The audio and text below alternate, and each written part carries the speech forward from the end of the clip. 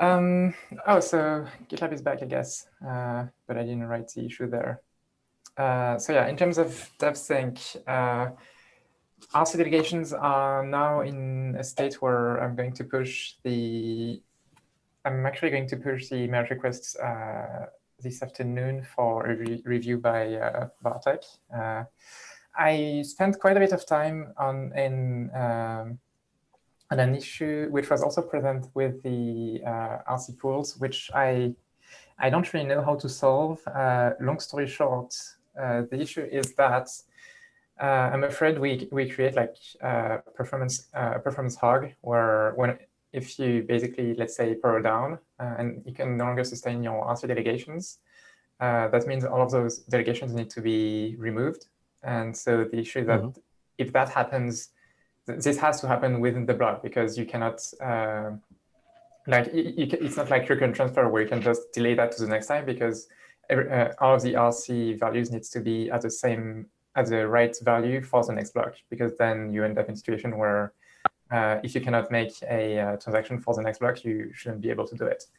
The issue is something like, let's say you delegate RC to like 10,000 people, and then you delegate all of your Hive power to someone else.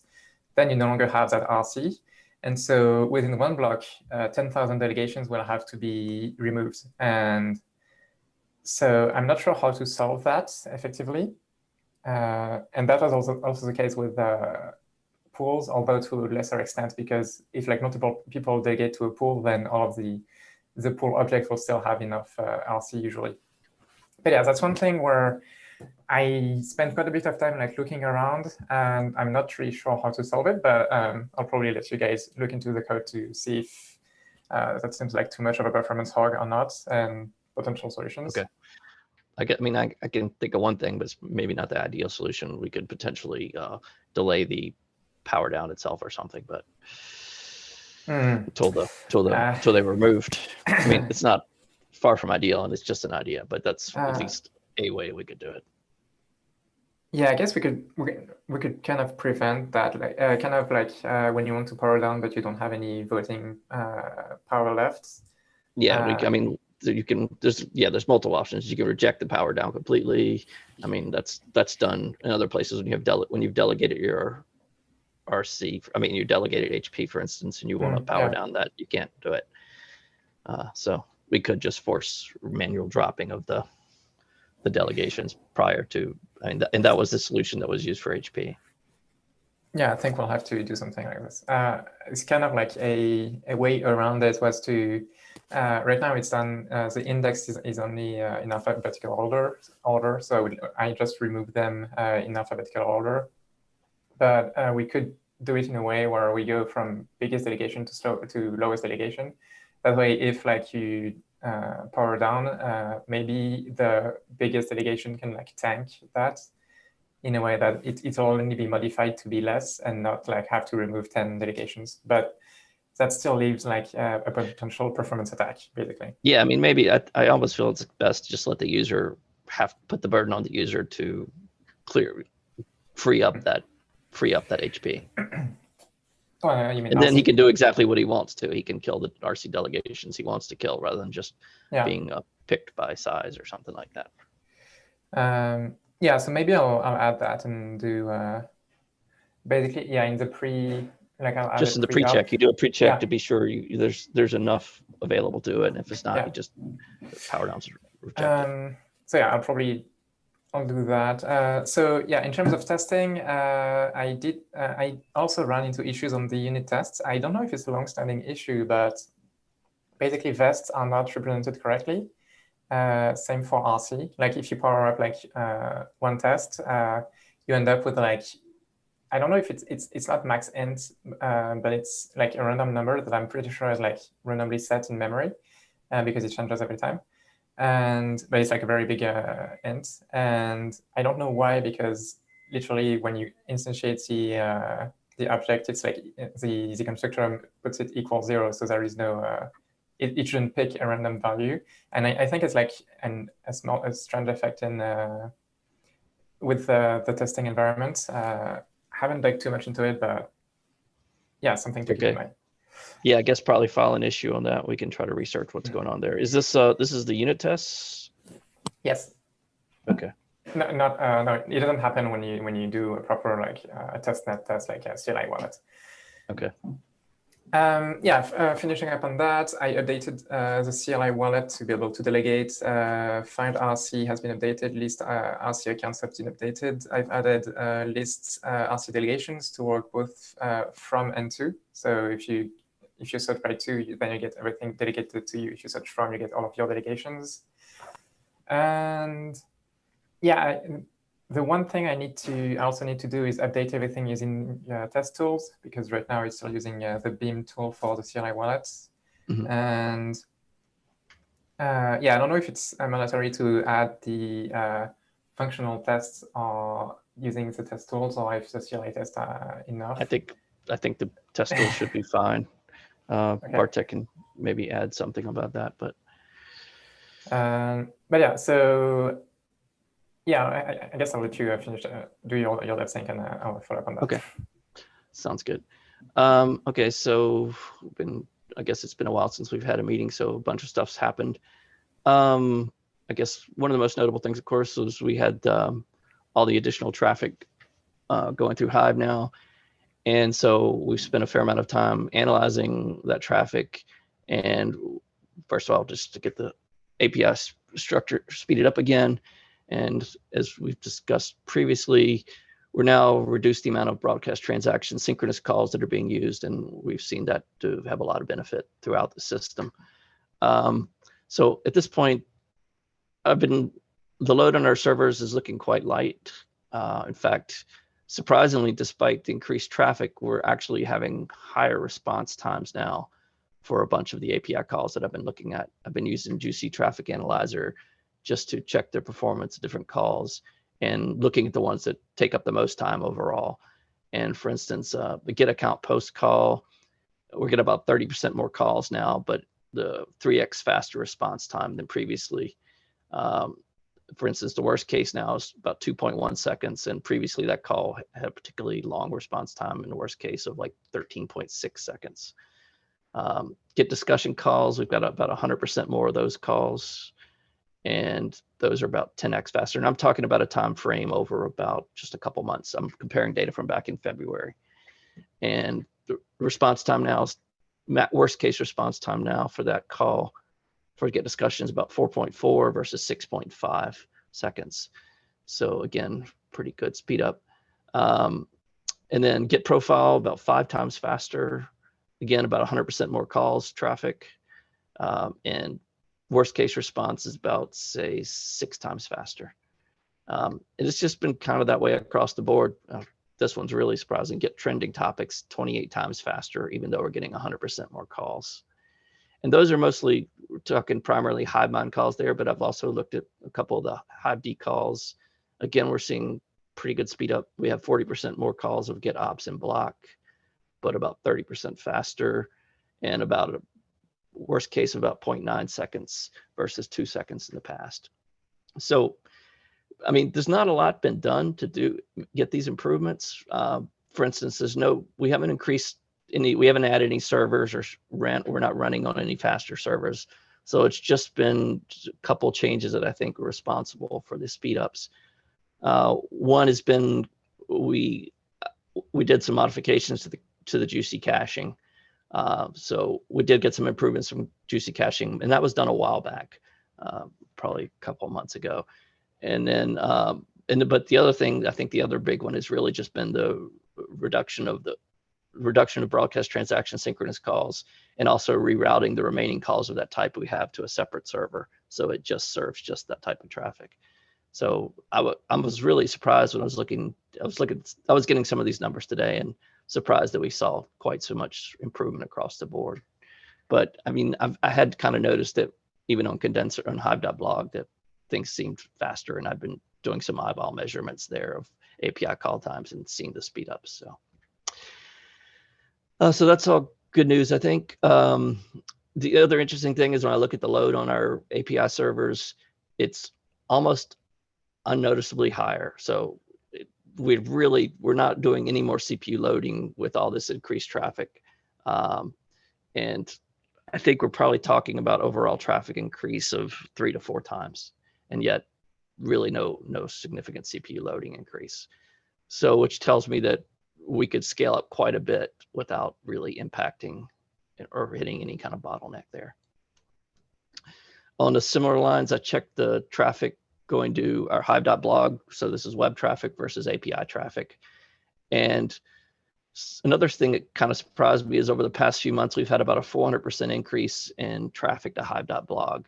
And again, very little increase in the CPU loading. So 4 times more requests to hive.blog, and just it's flying along without any real impact at all.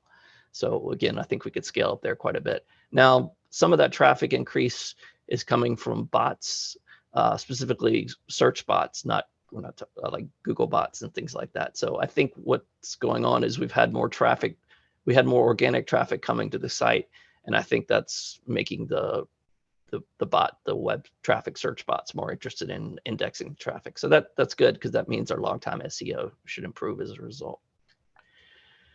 Let's see what else. So that's kind of what I've been doing most recently, which is analysis of the traffic. But some of the other guys have been working on other things. One of our guys has been working on further memory reductions for Hive-D, and he's removed the link from the comment to the root post, and that was needed in older hard forks, but it's not needed now. And so he managed to come up with a way to temporarily generate that extra data when it was needed in the past, but it effectively it's temporarily stored and gets dropped, so it doesn't impact our long-term memory usage. In doing that, he got more memory than I was expecting to save. It looks like he's reduced shared memory usage from about 20 gigabytes at the head block down to probably 16 gigabytes at the head block. I've still got to get confirmation on that, but it's somewhere between 3 and 4 gigabytes drop in memory requirements. So that was surprisingly good. Beyond that, the other big thing, another thing that was done, this is kind of a minor one, but we're removing the active field out of Hivemind. This is generated by some of the queries, and that allows us to speed up the post massive sync startup time for Hivemind. That mostly comes into play when somebody has to resync Hivemind from scratch. And I guess the other big work that's going on, well, before we get to that, so one more thing, the smaller thing, we're looking into replacing the legacy coin types for HBD and Hive with the NAI symbols. We're still kind of trying to get a feel for how much work that's going to be, but I'm hoping we'll be able to include that in the next hard fork. Okay, and so finally, I guess the biggest thing that's been going on that most people have been working on has been half work. And we had a good milestone as of, I guess, earlier today. We've completed a full, I guess, end-to-end test where we've had the SQL serializer filling the data of a Postgres database with the block log data. And then another application, we've got a C++ extension basically that computes impacted data from that data, and that just says like when operations affect particular accounts.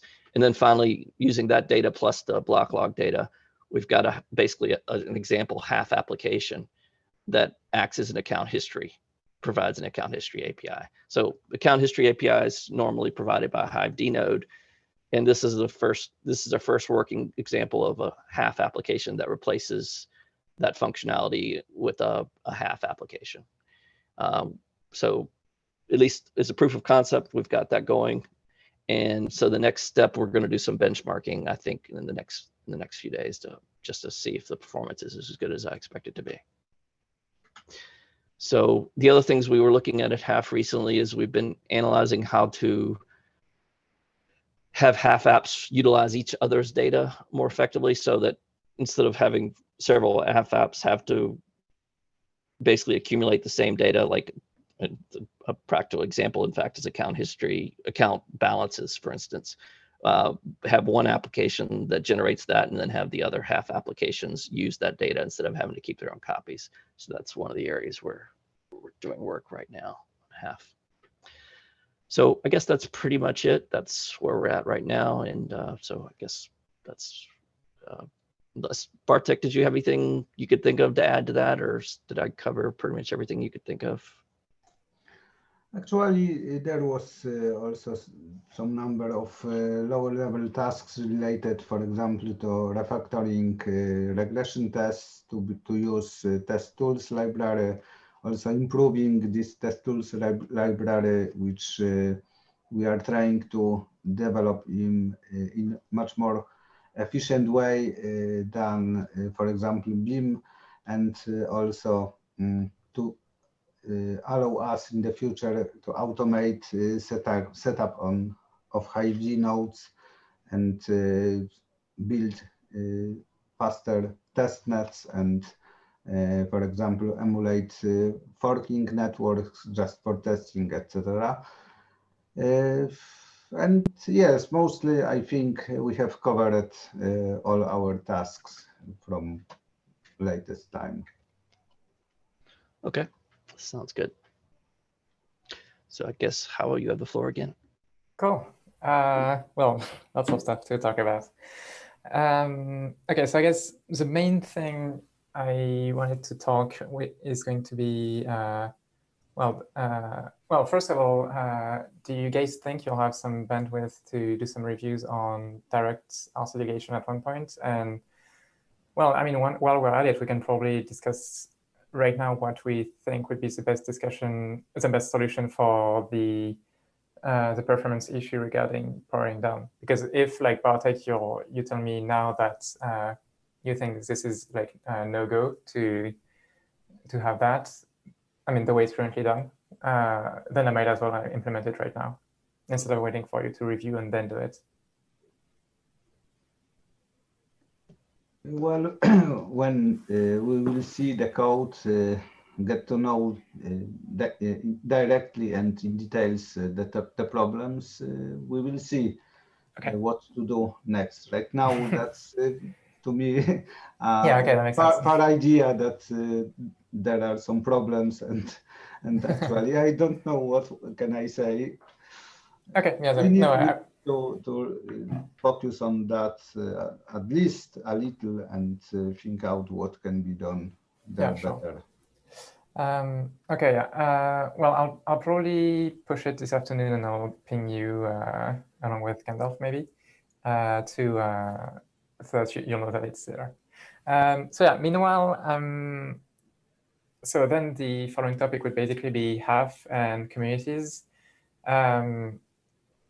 The question is like, how long do you think it'll take to migrate communities to Hive? And basically, will you affect someone from your team to do it, or do you expect someone else, aka me, to do it? So when you say communities, I'm assuming you mean all of Hivemind, right? Because we pretty much need to move all of Hivemind to Hive. I didn't think about it, but yes. Oh yeah. But then that's quite a huge task, isn't it? Well, it's not. I mean, truthfully, we've sort of done part of that work already. So, I mean, I consider Hivemind going to be like one of the, I mean, it'll certainly be one of the bigger tests of Hive, but I mean, we've already kind of got a lot of that work done. So I think we'll have it. Bartek will probably kill me for saying this, but I think we'll have it relatively soon, assuming no problems pop up. Yes, relatively soon is a very Soon convenient TM. way to create some dead points at deadlines. yeah, relatively soon. So I mean, I think that's probably the way to go about the whole communities issue. And then at that point, if you want to, you could, I mean, now that aside, you could, of course, just go straight to creating a Hive app that supplied new API calls. And, you know, so basically you could have a Hivemind and you could have a Hive app, and your new API calls could be served from the Hive app, and the old API calls could continue to be served from Hivemind. So, because, you know, I mean, you basically have to run a Hive server as well, but that's, again, not a huge thing to do. Yeah, most API nodes will run a half app anyways. Yeah. Yeah, but then I would still need to import most of the stuff because most of the modifications I want to do is modification in the core way. Yeah, so if it's so. Right. So the point, to the extent that you're modifying old Hivemind stuff, I think best to just, Hivemind it'll be a half app, but I would probably wait a little bit. Yeah. Okay. Actually, I mean, maybe that's not true. To be honest, actually, I think it really won't matter, because I think if you make changes to Hivemind, it's mostly going to be at the lower level that it will. In other words, it's like one point at which you have to change it to a half app, and that's the point at which you're sort of saying what data you're operating over. But beyond that, all the general queries and stuff will mostly port as is. Yeah, I mean, I guess because some of the stuff that we want to do is like enable the new communities types. Like only members can comment and post. Only members can. Or like all stuff like whenever you make a comment, a beneficiary goes to an account set by the community setup, and that's all stuff where it's like pretty straightforward code-wise, where you just add either a new field or you set it in the metadata somewhere, and so in practice, right. And so the way that would work in Half, just to sort of lay it out. So Half, you've got two sets of tables essentially. You've got the base Half level tables, which are being filled by the Hive D plugin. And then you've got all these auxiliary tables basically that your application defines.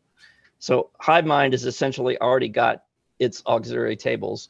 So the change is only going to be basically identifying those auxiliary tables to Half, so that the Half server knows that it needs to roll back those changes. But all the queries that work on those tables inside Hivemind don't change. So if you add additional fields to those tables and you have queries that are working on those tables, none of that should really be impacted directly by Half.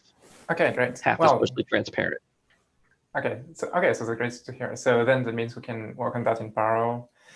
Yeah. Okay. So I guess because like right now on my to-do list, it's either work on communities, which is like highly requested, and I feel like it's a lot of quick wins that we've been putting off forever, because RC delegation is like it's not the quickest win, but it's the biggest win we can have in terms of low-hanging fruits. And in Hive stuff, I have like a bunch of VApp to push and like the CLI wallet thing, and then maybe automated actions, but automated action is not really a priority right now.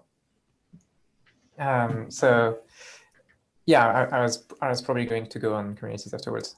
So I just wanted to know if it's gonna interfere with Half or not. So I don't see it. I don't think so at all. Okay, great. Cool. I mean, and like we're actually making changes to Hivemind now, so that's what that active field is getting dropped. Okay, cool. By the way, speaking of reviews and etc., so GitLab is back. Did we lose data or did we not? Well, we certainly lost issue data and metadata, so we shouldn't lose anything from the repos themselves, but we tried to restore some of the data from I think Arcane just saying something. What the heck is that? I think it's a kid, and I don't have admin access to block him, so that's great. Okay, it sounded like a bee talking. So I don't expect we will lose any actual code, but I'm afraid we will have logged some issues, but that's probably the worst of it. Once I know exactly where it's at, I'll post some more information to see where things are at. Okay. So I mean, we just got GitLab. Oh, I guess it's like a feedback loop. I don't know. It's very odd. Okay. When I talk, is it no? Okay, it's not feedback from me or anything. Okay. So what was I gonna say? So yeah, I think we'll probably lost issues from past little bit, but I think we probably have most of those active in our heads, so I don't expect any major problem from that. But we just got GitLab back up really just before the meeting, so. Okay, great. Okay, do we when So basically, you restored a backup from earlier, right? Right, and now we're pushing changes from our local repos to get the data from local repos as well. Okay, and so for we've got a GitHub mirror, and we've also got basically everybody who's got their local work and just yeah, I mean, you know. I'm not really worried about the. Do you know when was the backups that I can try to recreate some of the issues that might have been lost? I'll get the date. I can't name the day off the top of my head, but I'll get that for you. I'll post it once I have it. Actually, I wonder if maybe it was mirrored in like the Internet Archive, and that could save us some. Oh, you mean like the way back or something like that? Yeah, maybe some issues can be retrieved like this. Yeah, that's an interesting idea. It's definitely worth checking. So yeah, okay, cool. So that's great. And yeah, I think let me check my notes that I have somewhere. I still have one question about GitLab. Oh, yeah. I made some merge requests a few weeks ago. I see they are not there anymore, so I have it's about hive.net. So I guess I have to merge them again. Yes, that's correct. Yeah, and merge requests and issues would from recent times would be gone. Okay, I guess that's the same for Hive.js, the Hive, because there were changes recently. The merge requests themselves will be gone, right? So, but if the actual pushes, the merges, they were made, the branches, all the actual code changes will still be there. But if you're talking about just the merge request as a metadata item, that's what's gone. Yeah, because I just made some quick check and couldn't see my last changes. So I guess that's the same for the libraries. Pretty much every repo is affected. Yeah, it's all library. It's every repo. So, but they should be in your repo itself. So the repo changes are still there. It's just the metadata, like the merge requests, that we won't have. Your actual code changes that got merged. If the merge request was merged in, the changes there, it'll be in your local repo. If you push it, it'll go back in there.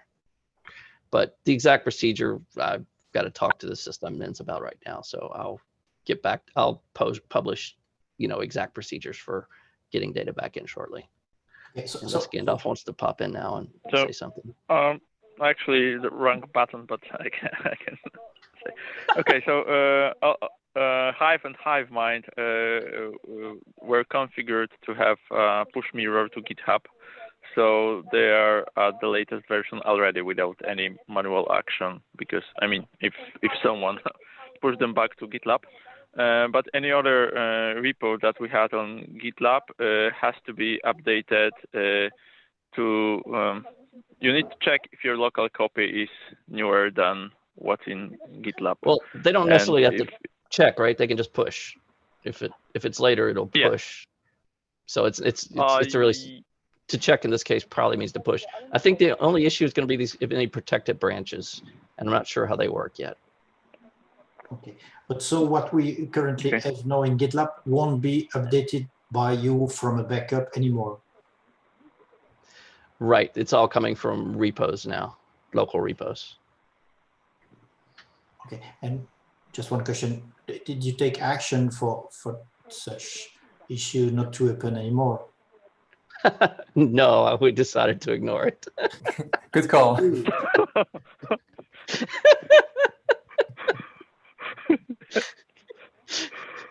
Might sound a stupid question, but it's not a story. Come on, we are not timid. Yeah, I mean, we thought we had this. I thought we had this backed up 3 different ways. So, but we're gonna have a few more before it's all done.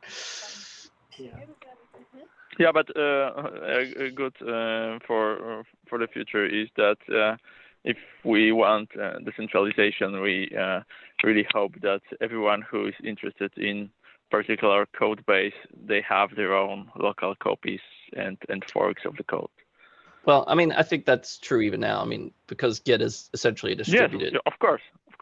What we don't have. Everyone who is working on the code. Yeah, it's not code that's really the issue here. What's the issue is this metadata, and the only way we can capture that other than backups, if somebody else wants to capture it, is is if we can set up a mirror or something like that. That's actually a side effect of the battle between GitHub and GitLab, because otherwise it would be too easy to move between those two if we could have metadata inside the repo.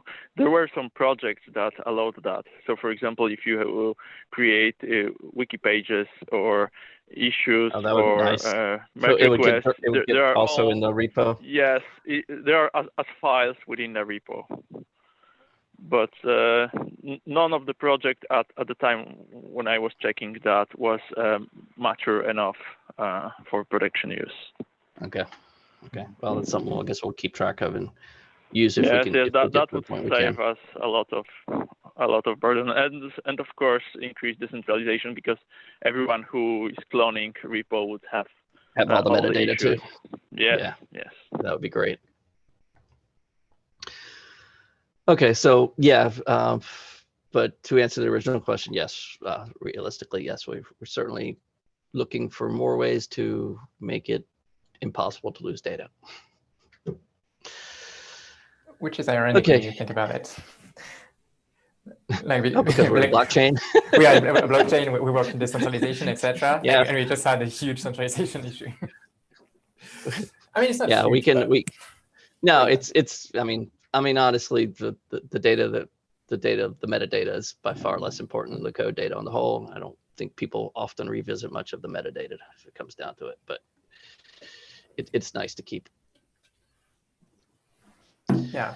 Okay, so what else? That's all on my mind. Okay. Yeah, I mostly wanted to get some feedback from you guys on associations and Yeah, figure out so the I next suppose steps, that'll come in basically. the next couple of days. Okay. Yeah, so that's about it. Yeah, that's it for me. Okay, sounds good. I can go eat lunch. The trick is to eat lunch before the meeting. Oh wait, there's some chat messages. Are they? Okay, that was you. So okay, looks like they're all good. Okay, Yeah. Thanks guys. Good day, bye. Bye. Thank you. Bye. Bye.